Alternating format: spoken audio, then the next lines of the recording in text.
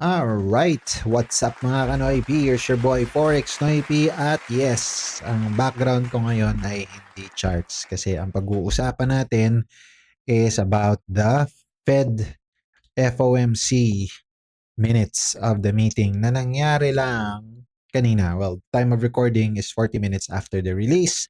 So, yan ang ipag-uusapan natin ngayon. Kung hindi ka nakaka-follow kung anong pinagsasabi ko, panoorin mo yung huling video na ginawa ko. I think 2 videos bago to. Okay, kasi nandoon yung preparation sa kung anong mangyayari ngayon. Tas ngayon pag-uusapan natin kung ano bang konteksto ang nilalaman ng FOMC minutes. Okay, so without further ado, intro muna tayo, bruh.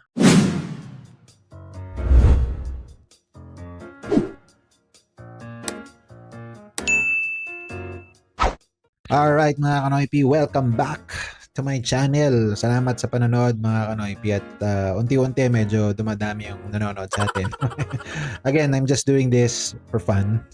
I'm trying to pay it forward because fundamentals is the only reason or the reason why I got into a profitable stage in my trading career. Okay? So, like I said, pag-uusapan natin yung FOMC minutes. Lumabas na yon kanina. At sa tingin ko mga Kanoypi, marami ang hindi napansin ang tunay na mensahe ng Federal Reserve. So, himayin natin yan at para maituro ko na rin sa inyo kung paano ba yan talaga binabasa. Okay? Oo, hindi sila nagtaas ng interest rates. Alam naman natin yon, sinabi naman na yan. Pero pagkatapos kong basahin yung buong 15 page na yan, mas hawkish ang tono kesa sa iniisip ng maraming traders. At sa video na to, hindi tayo magre-react sa headlines, no? Pupunta tayo mismo sa dokumento, kaya nandyan yan sa taas. Ipapakita ko sa inyo ang eksaktong sinabi ng Fed, kung anong page ito makikita at anong ibig sabihin nito para sa US dollar, gold, stock market at forex. Okay? So, ang interpretation ko dito it's a hawkish Fed. That's what we're talking about. So, pag-usapan natin muna yung hawkish signal number 1. So, in-highlight ko na yan dito mga Kanoypi. So, pumunta ngayon tayo sa ayan. So, sabi dito, in-highlight ko na yan. Subukan natin palakihan Ayan. So, pause mo na lang or stop mo yung video, screenshot. Ang sabi dito, a few participants commented that in light of these developments, there were a case for raising the target range for the federal funds rates. Mga Kanoypi, napakalaking statement nito. Hindi ibig sabihin nito na magha-hike sila agad Pero may ilang miyembro mismo ng Federal Reserve na naniniwalang may sapat na dahilan para magtaas pa ng interest rates, okay? At tandaan mo hindi ito journalist. Okay?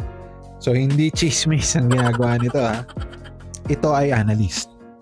Hindi ito Bloomberg or Yahoo, CNBC, hindi. Ito mismo ang discussion ng mga policy makers. Sa madaling salita, hindi pa totally patay ang posibilidad ng rate hike. At kapag may possibility ng rate hike, bullish yun para sa US dollar. Okay? Let's move forward. So, dito, tas natin yan. Okay. Ito yung hawkish signal para sa akin number 2. Itong pinakamalaking communication change Basahin natin Ayan mga Kanoypi Sabi dito, most participants emphasized that they are prepared not to repeat the language they had suggested an easing bias regarding the likely direction of the committee's future interest rate decisions. Okay? Pagkatapos, official na itong inilagay sa page number 10, which is here. Okay? Nakalagay dito, scroll down natin dyan. Members also agreed that the statement would not repeat the language that had suggested easing bias Okay, teka. Ito, members noted that there had been a little change. Taas natin. Members noted that there had been a little change in the unemployment rate and solid growth in the economic activity.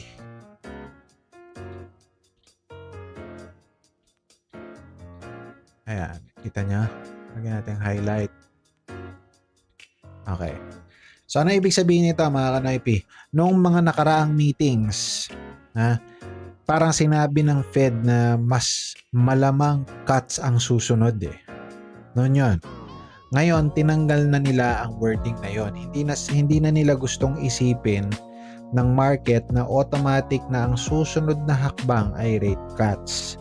Sa madaling salita, back to data dependence na tayo. At para sa akin, mga kanoypi, isa ito sa pinaka-hawkish na pagbabago sa buong minutes. Okay? So, pag-usapan natin yung sunod.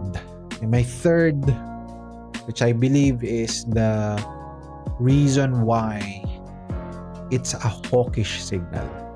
Okay? Tahan natin.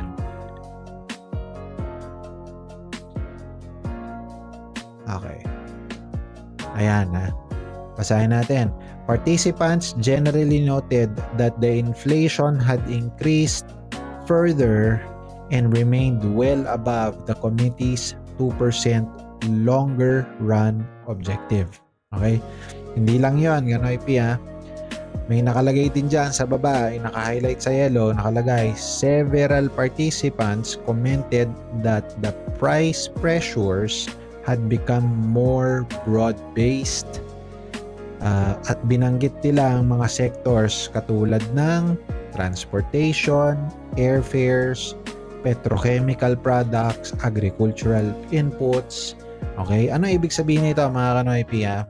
Himay natin. Mas delikado ang broad-based inflation. Okay? Tandaan nyo yan ha.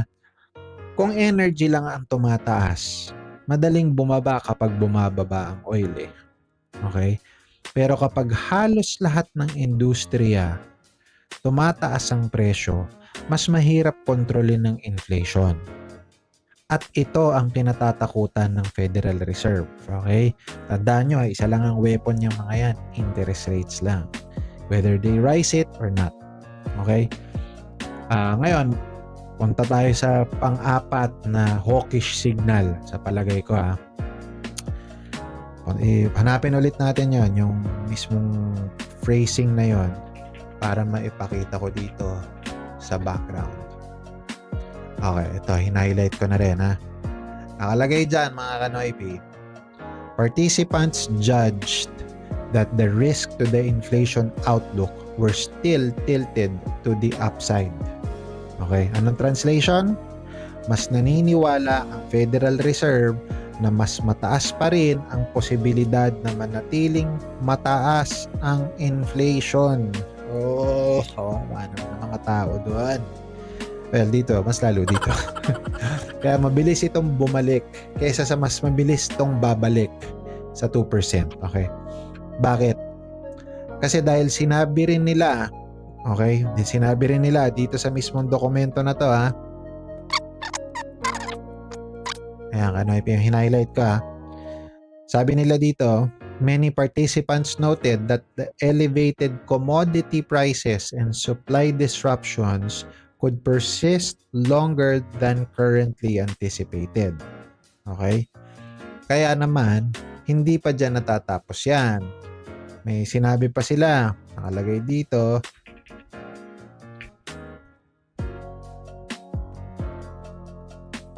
ayan, several participants, ito highlight natin. Several participants reported that their business contacts were facing notable cost pressure. Okay? Isa pa. Dito pa rin yun. Kasi sasummarize natin yan lahat. Okay? Ayan. Yung hinighlight ko, nakalagay dyan. Many participants noted that the ongoing strong demand for AI infrastructure would likely sustain upward pressure on prices. for technology products and electricity. Oh, Kanoy P, ito ang bago ha. Hindi lang oil, hindi lang tariffs, pati AI. Nakikita na nilang inflationary sa short term. Okay? So, ng mga mahalagang bagay yan eh. Binabasa ko lang sa inyo tong lahat ng to, pinapakita ko lang sa inyo off of the document itself, and then later on bigyan natin ng conclusion. Okay? Panglima. Yung panglima ko, hawkish signal. Ito ang pinakamalinaw. Ito na ang maaaring magdesisyon ng direksyon ng market. Okay? So, let's go. Puntahan natin siya. Okay, so puntahan natin siya mga Kanoy Pino. Ito, hin-highlight ko nakalagay dyan, most participants pointed to scenarios in which inflation would remain elevated. In such scenarios, some policy firming would likely be warranted to return inflation to 2%. Okay? Ano ba ang ibig sabihin ng policy firming? Okay, lagyan natin ng ito ko ba talaga? Ito. Hindi pwede. Baguhin natin yung highlight nung part na yon ha. Kanoy P. Baguhin natin dahil napaka-importante nito eh. Ayan, binago ko na ha. Policy firming. Ano ang policy firming? Ibig sabihin nito, mas mataas na interest rates, mas matagal na mataas ang interest rates. Yun firm. Ito ang dahilan kung bakit sinasabi ng market ngayon, higher for longer. Okay? So, bago natin himay-himayin pa yan or isummarize, no? Pag-usapan na natin kung anong epekto nito sa US dollar. Okay? Kita na natin yung mga hawkishness statements galing dun sa minutes.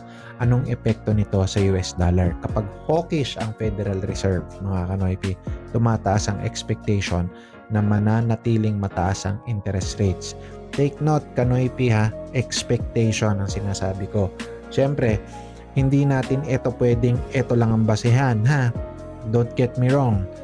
We have economic data. Sinabi yan dito na we have to be data driven. Okay? Kapag mas mataas ang interest rates, mas attractive ang US Treasury. Okay? Kapag ito yung US 10Y or US 2Y when it comes to short term. Okay, kapag gustong bumili ng US Treasury ng foreign investors, syempre, kailangan muna nilang bumili ng US dollars. Kaya yan, bubulusok pataas. Kaya tumataas ang demand ng dollar. Okay? Kaya para sa akin, ang minutes na to, bullish to para sa US dollar. Okay? Ngayon, anong epekto nito sa gold? Usually, not all the time, magkaaway ang gold at ang US dollar. Okay? Kapag tumitibay ang dollars, nahihirapan umakyat ang gold. Dagdag pa dito, kapag mataas ang interest rate, mas attractive ang bonds kaysa sa gold dahil may interest income ang bonds. Okay? Pero syempre, may exception yan. Kapag lumalala ang geopolitical tensions, pwede ring umakyat ang gold bilang safe haven asset nga ito. Kaya dalawang forces ang maglalaban dyan. Fed hawkishness versus geopolitical fear. Okay? Okay, so sa mga stock market traders dito, no, anong epekto sa stock market? Ito ang medyo komplikado. Okay? Kasi sa isang banda, negative ang mataas na interest rates para sa stock market. Kasi tumataas ang borrowing cost nila eh. Okay? Bumababa ang valuations. Lalo na sa growth companies, no, sa Nasdaq, karamihan. Pero, sinabi rin ng Fed na malakas pa rin ang AI investment. So, kita mo yan? Malakas pa rin ang corporate earnings. So, maybe that's why if you look at the Nasdaq right now, as we speak, it's in consolidation. Doesn't really give you a lot of direction at the moment. Okay? Kaya hindi ibig sabihin na bearish agad ang stock market. Okay? Ang ibig sabihin lang nito, mas magiging selective ang market kung maganda ang earnings. Okay? Alright.